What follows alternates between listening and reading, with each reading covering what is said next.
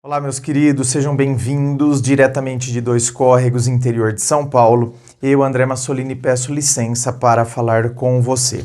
Vamos então à pergunta dela, que diz assim: Oi, André, boa noite. Se você estivesse desempregado e conseguisse um emprego perto da sua casa em um supermercado, você iria? Falo porque dá uma vergonha. Ai, ai. Bom, já que você perguntou se fosse eu, né? Se você, André, estivesse desempregado, então eu vou responder como se fosse eu mesmo. Ao invés de dar um conselho de uma maneira geral, eu vou responder se fosse eu no lugar. Se fosse eu, minha querida, eu ficaria com vergonha de não ir. Eu ficaria com vergonha de saber que eu estou desempregado e não ir. Aí você que está me assistindo agora, talvez você esteja falando, você fala isso porque você está aí gravando vídeo, né? Então agora eu vou esfregar na sua cara algumas verdades. Porque as pessoas, elas acham que a gente já nasceu e tem tudo pronto. Tem gente que deve ter mesmo, né? Tem gente que já nasceu com toda uma estrutura e vai ter as coisas muito facilitadas. Não foi o meu caso. Quem conhece a minha história aqui no canal, que acompanha, sabe.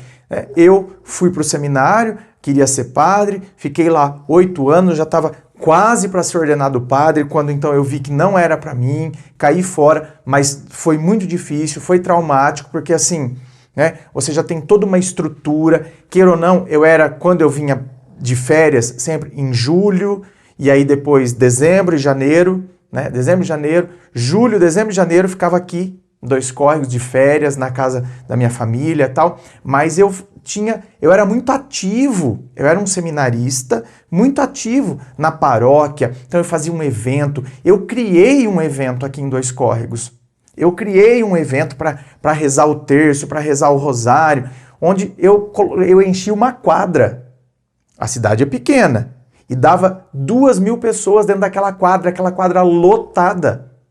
Então eu sempre fui muito ativo. Então você imagine uma pessoa que era tão ativa desse jeito há 8 anos, então o tanto que eu era conhecido aqui, né? De a rádio me chamar quando eu estava de férias para ir lá, enfim, assim, ó, era uma coisa realmente grande, vamos assim dizer.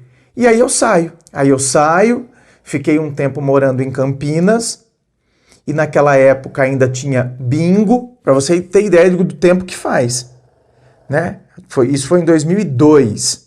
Tinha bingo, eu fui fazer estágio num bingo. Agora, aí é que tá. Eu saí do seminário e um outro amigo meu também saiu, que também se chamava André. E aí nós dividimos apartamento. Vamos dividir apartamento, pelo amor de Deus, tá os dois perdidos, né? Dividimos apartamento, pelo menos também um consolava o outro. E aí eu falei pra ele, nossa, eu arranjei estágio num bingo, tal, não sei o quê. E ele, tipo, meio com cara de nojo, assim, né? E ele só ficou estudando, por quê? Porque a tia dele, ele tinha uma tia que morava em São Paulo, a tia dele tava bancando só pra ele estudar. Que aí ele queria prestar o vestibular da USP e tal, beleza, tudo bem. Só que eu não tinha uma tia pra fazer isso, e nem meus pais pra fazer isso. Então, meu bem, eu não tinha opção, certo? Não, vou no bingo e fui feliz, hein? Ia a pé, certo? O nosso apartamento era ali no centro, em Campinas, mas era um apartamento bem pequenininho e tal, né? Eu ia a pé até esse bingo, comecei lá, fiz 15 dias de estágio lá, aí eu fui chamado para trabalhar na Telesp celular. Olha, nem era Vivo na época, era Telesp celular. Entrei na Telesp e tal, só que depois eu não fiquei bem, eu tive síndrome do pânico, né? Acho que por conta de sair do seminário, nossa, tanta coisa que deu um tilt na minha cabeça, aí eu voltei para Dois Córregos. E aí depois eu comecei a trabalhar numa autoescola.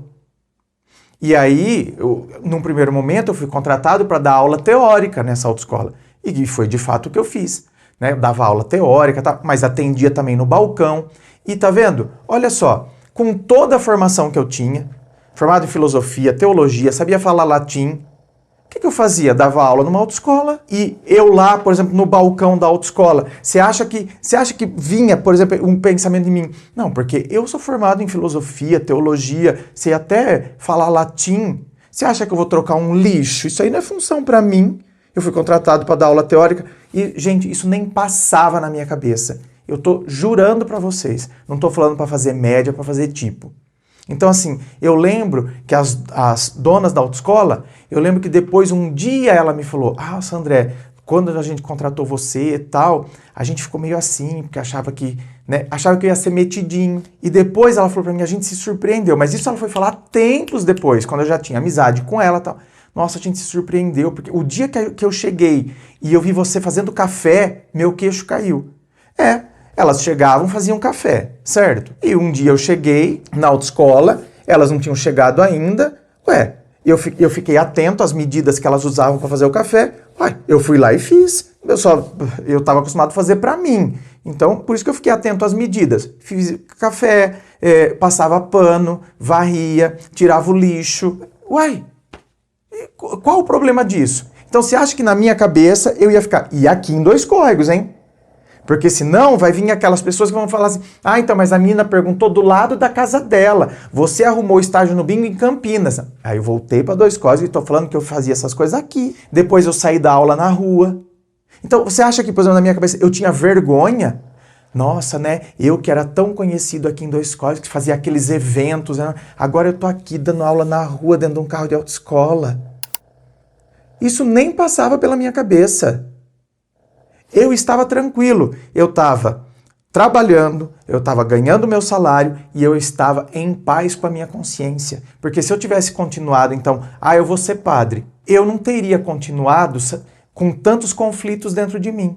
Então, eu teria ido por conveniência, ou seja, pelo medo do que eu ia encontrar aqui fora, eu teria sido ordenado padre, mas eu teria sido um bom padre.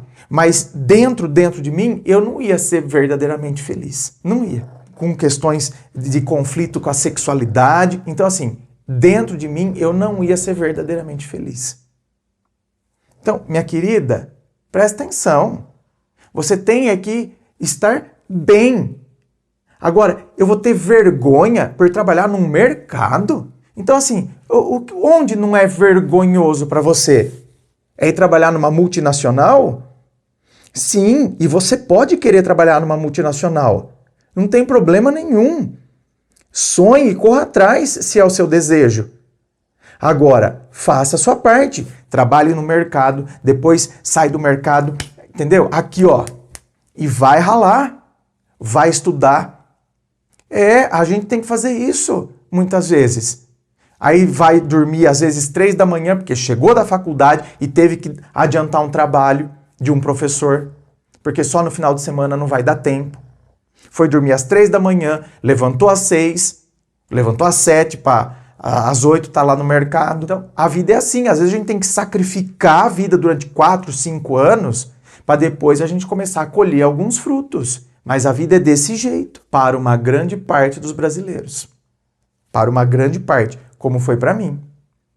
Por quê? Porque como eu disse, tem gente que vai ter um caminho, nossa, o caminho já está todo ladrilhado para a pessoa. Tá ali, nossa, né? Se essa rua fosse minha, eu mandava ladrilhar com pedrinhas de brilhante. Tem gente que já nasceu bem e o caminho dela já está ladrilhado com pedrinhas de brilhante. E outros, não tem nem pedra, é barro, é buraco. Então, quer dizer, agora eu vou ficar sentado do lado de cá falando, que caminho cheio de buraco que eu tenho. Não, eu vou arregaçar as mangas e eu vou tampando um buraco, vou tampando o outro, entendeu? Depois eu volto jogando pedra, até que um dia eu vou asfaltar essa porcaria desse caminho. Mas aí eu tenho que ter 3 vezes mais força. A pessoa concentra muito mais energia para reclamar, e para acreditar que o outro foi muito mais fácil, que se eu tivesse na condição que ele está, aí eu conseguiria. Aí, meu bem, aí a vida vai passando. E aí a pessoa fica ali, à margem do próprio caminho. Ninguém colocou ela à margem. Ela vai se colocando. Repito, tem situações, que sim, são extremamente desfavoráveis. E sim, tem gente que tem força de vontade, mas realmente não teve oportunidade. Isso também tem que ser falado. Tem gente que ela teria todas as condições para asfaltar o caminho dela, mas realmente faltou muita oportunidade para ela. muita oportunidade. O lugar onde ela nasceu, as condições onde ela estava, não teve como ela sair de lá. Então, sim, tem gente que vai continuar a vida inteira com aquele caminho esburacado, mas porque ela não teve oportunidade. Não foi por falta de vontade. Não foi porque ela é acomodada. Ou seja, cuidado com essa coisa da meritocracia. Não, porque isso é... Não, a meritocracia não é bem assim, não. Não é desse jeito assim também. Tá? Tem gente que não teve condições e nunca vai ter. Inscreva-se. Eu fico aqui aguardando a sua inscrição. Se você curtiu, dá o seu joinha, compartilhe com seus amigos. Lembrando a você que aqui embaixo, na descrição do vídeo, tem as informações dos atendimentos que eu faço, tem as informações dos meus livros, Dor de Amor Tem Jeito, Teu Amor Próprio Te Salvou, que vão te auxiliar neste processo do autoconhecimento. Muito obrigado, beijo no coração e, é claro, um forte abraço.